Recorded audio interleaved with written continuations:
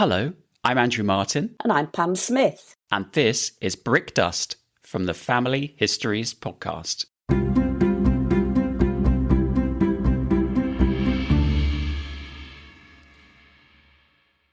Welcome to this very first episode of BRICKDUST. What is it? Well, I've often been asked whether any of my guests' brick walls that we feature in the episodes of the Family Histories podcast have ever been solved. And the answer is, yes, they have. So I thought that it would be good to find out more about what was discovered and how. And here we are. And thankfully, I'm not alone, because joining me is one of our Season 1 OGs. It's the wonderful Pam Smith. Hello, Pam. Welcome back. Hi, Andrew. It's been a while. It certainly has, and I'm very excited to get to talk to you again. Oh, it's lovely to be here. If you've not heard Pam's first episode, then you can always scroll back to Season 1 and have a listen to The Activist. So, Pam, what have you been doing since we last spoke? Goodness me, it seems a lifetime away. I suppose one of the most exciting things I've done is retire. Oh. I'm actually now Granny Smith. Oh, congratulations. And I would say I'm a local historian, absolutely loving every minute of still working on Rillington One Place study. As part of that, I decided to undertake the IHGS licentiate. So that's a 3-year course. It's about really undertaking a mini thesis. Okay. So I'm taking a very narrow subject and going very deep with it. And the title is All Change, in inverted commas. And I thought that was a very catchy title because it's about railways and societal alteration in 19th century Rillington. Okay. You've said that you were retiring, but it sounds like you kind of aren't retiring because you're doing just as much work as before. Oh, yes, but on my own terms. So It's absolutely lovely to get into the records a different way and work out how the community changed from before the railways came in 1845, when it was just all, roads and canals and sloops on the Derwent and what have you, and how life altered exponentially, really, since the railway came. Okay. So I'm looking at how a completely new industry came into Rillington and how it affected the lives of not only the railway families who moved in. So I've been looking at all their genealogy and where they came from. It's like, how do you work in a railway when there's never been one before? And then I've been tracking them as they've moved along the line and watching how the careers have developed. Yeah. You know, looking at the benefits and the disadvantages, obviously railway deaths, but this great big steam thing was carving its way through the countryside and affecting everybody's lives. Yeah. So it attracted people to the village and, lots of people came because they had to feed these people who were coming. They had to build buildings, so the brickmaking industry expanded as well as the brewery industry and, of course, all the clothiers and shoemakers and hat makers, things like that. So it's very, very interesting. Kind of opened up everything for industry and imports and exports, but also population movement too, because I would guess in Rillington they built a whole load of houses somewhere near the railway station. Yes, they did. And I would imagine that some people, how dare they, left Rillington via the train to go and live and work somewhere else. Well, as population started to decline in 1861, as it did over most of the country, you can find people from Rillington moving to Scarborough. Okay. And taking advantage of the industry that was, an increasing town by the coast. Yeah. And going to York and things like that because agriculture declined. Sure. I think also when we last spoke, you talked about writing a local history book. How has that come along? Well, I still would love to do that. The licentiate is taking up most of my time. My aim is to write something along the lines of a VCH short. Okay. Unfortunately, the big red Victoria County Histories book doesn't cover my area of the Wolds. Right, okay. So it covers the Eastern Wolds, but the Western Wolds isn't written. But there's some lovely books, the VCH shorts, that are intense local histories, and I'd like to focus on that once I've finished the licentiate, which hopefully will be next year. Oh, well, fingers crossed that all goes to plan. Yes, hope so. I'm really still excited about it all, happy to do it, love spending time over there.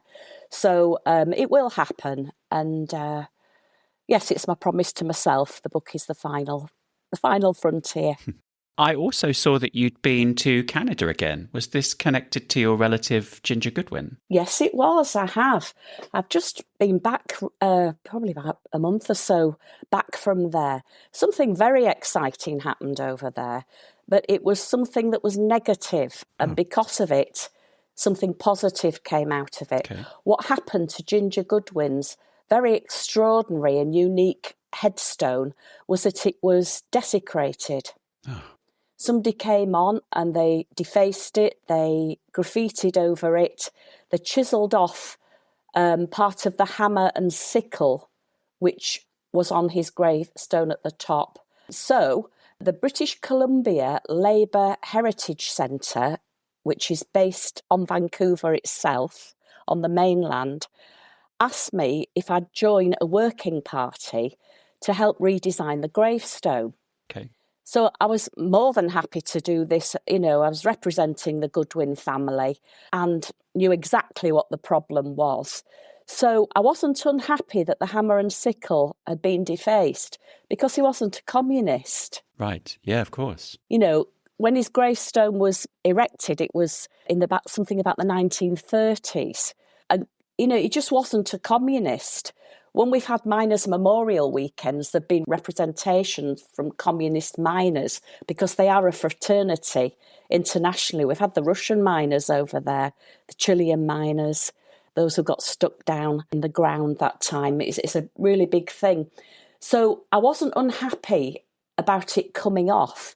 And what we agreed between ourselves, because he was a member of the Socialist Party, that we agreed that the symbol should be the Red Rose of Labour, and that's what's happened.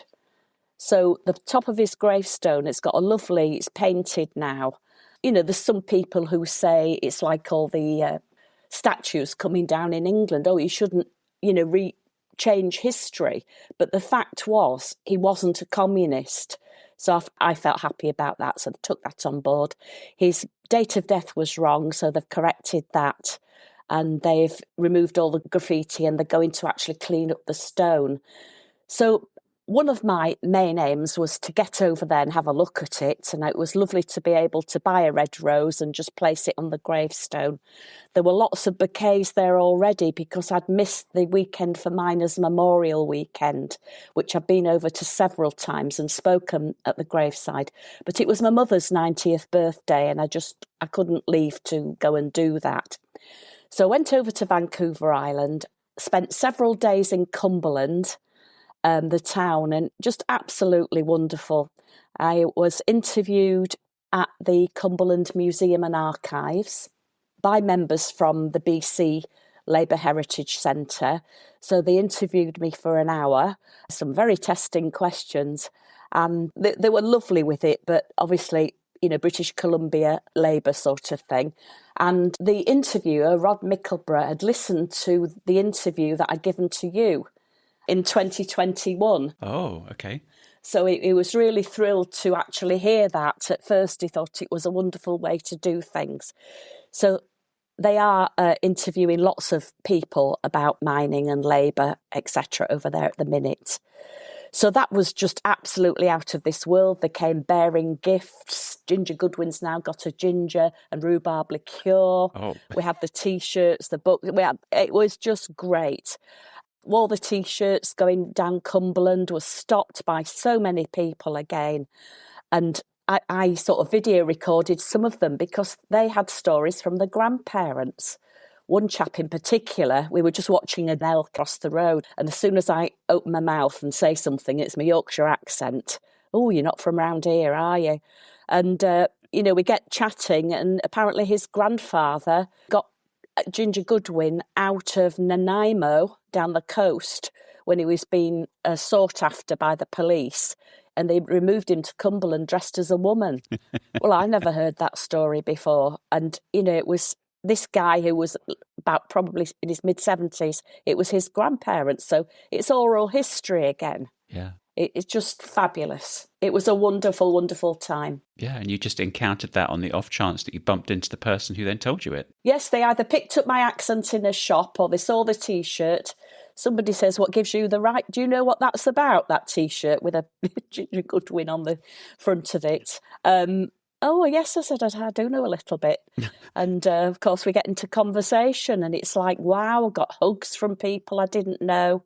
Cumberland's like it is because of the attitude and empathy of Ginger Goodwin. You know, I knew before that he used to buy food for people who'd lost lives or had an accident. And he was just typical of, you know, of his time. So, you know, it makes you so proud. You know, he really was a pioneer, and he was just there in time and space, the right person at the right time. So it makes me so proud for all of our mining ancestors. You know, I've got coal dust in my veins. You know, both sides of my family were miners. So yeah, it's great. Yeah, fantastic. Ooh, time for a little advert break. I'm Barbara with Project Kin. We're joining with the Society of Genealogists, the Society for One Place Studies, and the British Association for Local History for the return of All About That Place from September 24th to October 3rd. This year, it's a mini program combining old favorites with new recordings and streamed programs. Find us across YouTube, Facebook, Substack, and Blue Sky at #AATP25. The Brick Wall. Now, the point of these BRICKDUST episodes is to find out about the progress of your brick wall. Yes. But first, let's remind ourselves of it. And if I just put this in here, there we go. So, Pam, who is your brick wall? My brick wall is a gentleman named Sir Richard Etherington. How very posh. Yes, indeed. He's not part of my family because you realise that I don't come from such highfalutin families, but he's part of my one-place study of Rillington. Now, I first got to know about him when I was studying some plans of Rectory Farmhouse in Rillington, which is still there. It's reputed to be the oldest building in the village, apart from the Norman church. And I was looking at him through the plans, looking at probably a mid-15th century initial dwelling, and noticed that there was a coat of arms on the plans. Well, as you know, I'm very interested in heraldry, so I saw this coat of arms, and at first it was just very basic. It had no tinctures on it, so as I started to blazon it, it was argent, 3 lions rampant. It seems very grand for somebody, you know, was it royalty? Was it, 3 lions rampant? So I started to look into him, just absolute curiosity about him. One of the previous lords of the manor had written a little piece about him, local history, and we knew that from that he was a leading official of Pickering Forest. And he'd also possibly been the lord of the manor of nearby Pickering, but didn't know too much about it. The Huddleston secondary source said he'd become a knight in 1603. I think, wow. So I'd started off with thinking, well, I've got a lord of the manor of Pickering, maybe Levisham, on the North York moors, chief forester of Pickering Forest, knighted in 1603, bankrupt in 1621, and the owner of Rectory Farm. So first of all, to start to look at Sir Richard, I looked in our parish records of baptisms, marriages and burials. Lots of family names there from 1638 to 1740. So immediately I'm thinking, this is around the time of the English Civil War, what's going on there? No sign of Sir Richard there at all, so I didn't know where he was born, I didn't know where he was married and where he died. But I started to look at other things. So I started to look at the Victoria County history for the North Riding of Yorkshire and saying that the Lords of Levisham, of which it was suggested he was, were foresters in fee of Scalby Forest, and that they had connections to Rillington and also to Eberston, And Sir Richard Etherington's name kept coming up all the time. And from these records, I found out the name of his son, who was Thomas, the name of his grandson, who was Robert, and a further blason to the initial shield that I had. So, right, we're off now, because we can now look at the published sources for heraldry.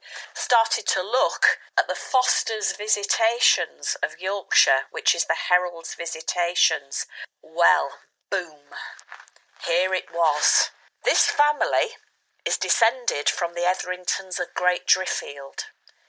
One of the ancestors, George Etherington, was knighted after the Battle of Bosworth. So Etheringtons of Driffield, Etheringtons of Hull are all combined, and Sir Richard Etherington is linked to that family bearing the same arms.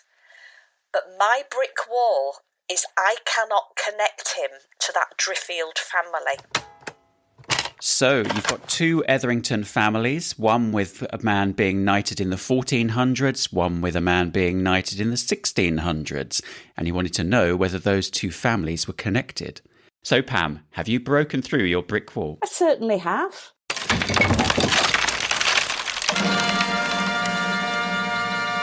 Congratulations. Well done, Pam. So what did you find out, and how did you make this breakthrough? It's been amazing. What a journey it's been. I discovered that Sir Richard Etherington was a lawyer, so I went through the alumni records, found him, his sons, his nephews, and all connecting them back to the Etheringtons in Driffield. So they are one big happy family, all connected by their coat of arms, which has a slight difference with Sir Richard because he's got a different chief, because no coat of arms is for a family. Each family member has a different attribute on it. So, yes, I have. He wrote an amazing piece of work, and it was called The First Book of State, the causes of rhyme and conferation thereof. So, yes, great things. Found the wills. Lots of the pedigree construction is because of the wills I found from his son himself and his grandfather. Wow. So being able to track back through wills from the courts in York, I was able to get them. So we've got back to Randall Hetherington of Home upon Spalding Moor, born about 1450, and that's got from his will dated 1525. So the family cannot have been unaffected by the polar division between royalists and parliamentarians, and they were all active during a dramatic period of English history. So, yes, I'm happy. Good job. Excellent. That's what I like to hear. So thank you, Pam. It's been a joy to catch up with you. Thank you. And thank you so much for bravely taking part in the first season when you had absolutely no concept of what I was creating, but you very gamely said yes, you would appear in that first season. And also thank you for being the first BRICKDUST episode guest. You are Pioneer Pam.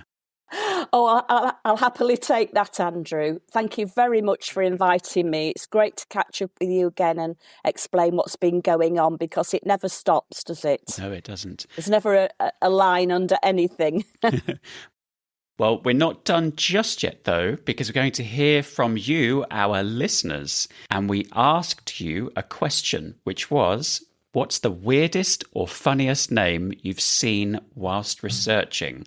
Now, Pam hasn't seen this list of answers, but here are some of them that we've had in. From Jane Huff via email, obviously Jane's one of our previous guests.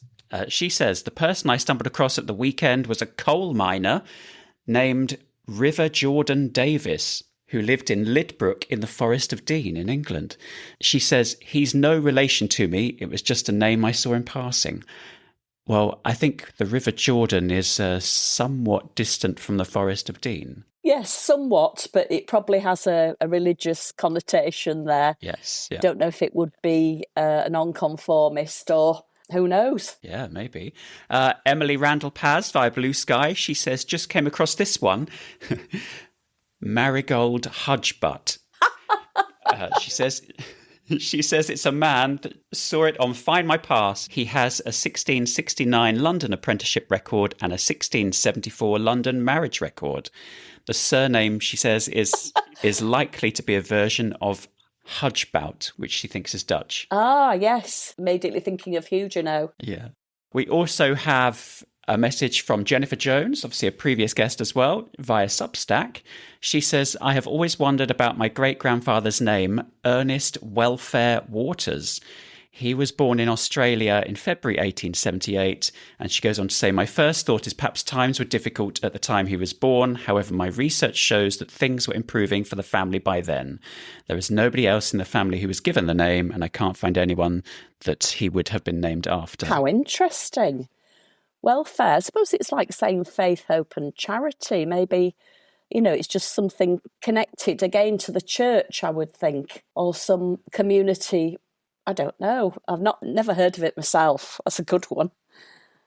Not as good as Hudge, but...